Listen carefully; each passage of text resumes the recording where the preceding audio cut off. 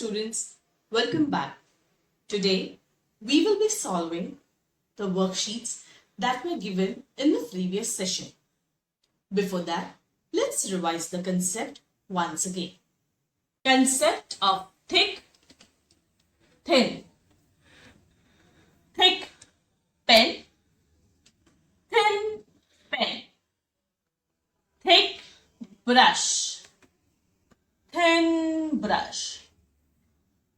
Thick glass, thin glass. Thick pencil, thin pencil. Thick trunk, it's a tree trunk. Thin trunk. Thick candle, thin candle. Thick book. This is a thin book. In the first worksheet, you all had to tick the objects that are thick and cross the objects that are thin. I have already done the worksheet. The small boxes which hold a green tick are the objects that are thick, and the boxes which hold a red cross mark are the objects that are thin.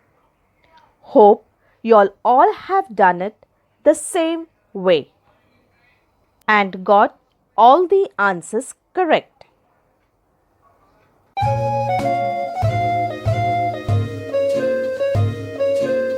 In the second worksheet, you all had to color the thick object in each box.